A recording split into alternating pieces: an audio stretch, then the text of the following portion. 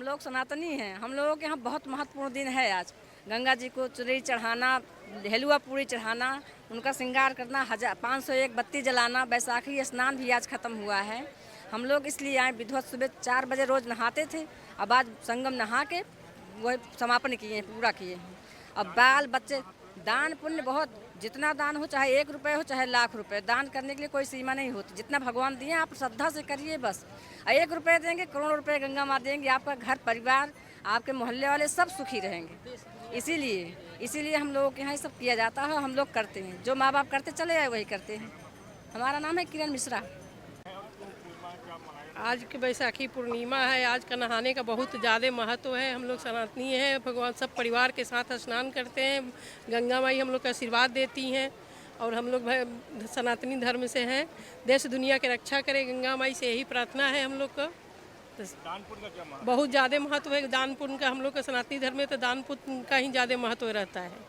क्या मांगा गंगा माता? गंगा माँ से मांगे भगवान सब बाल बच्चा के सुखी रखे, देश दुनिया के सुखी रखे, जो देश में लड़ाई हो रही है बंद हो, और क्या मांगे। बहुत बैसाख का महीना होता है ये, इसमें पूरा 1 महीने नहाया जाता है। नहाने के बाद आज समापन बैसाखी पूर्णिमा है।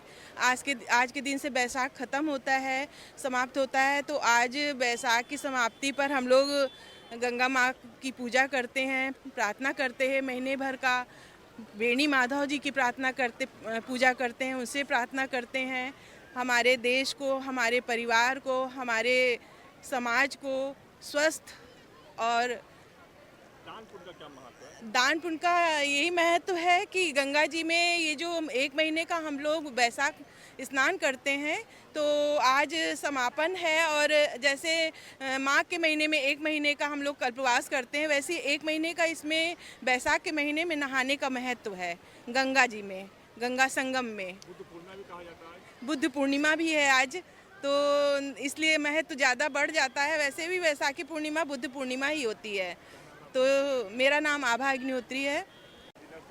हमने आज पूरा अपने 1 महीने का स्नान पूर्ण किया है बैसाख का, और आज बुद्ध पूर्णिमा भी इसे कहा जाता है।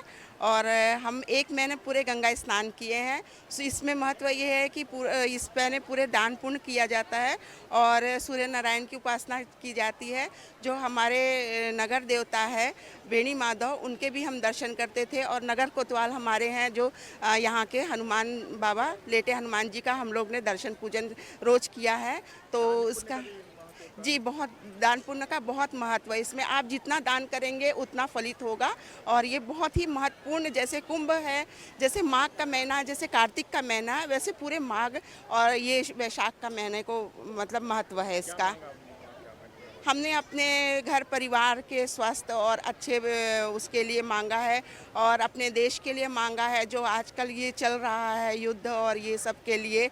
और इसी सब के लिए हमने अपनी मनोकामना पूर्ण करते हुए इस बैसाख के महीने को हम समापन कर रहे हैं। आप बड़ा सुंदर पूछें। आज बैसाख का अंतिम दिन है और इसे बुद्ध पूर्णिमा के नाम से जाना जाता है। और इसका महत्व इतना बड़ा है, लोग जान नहीं पाते।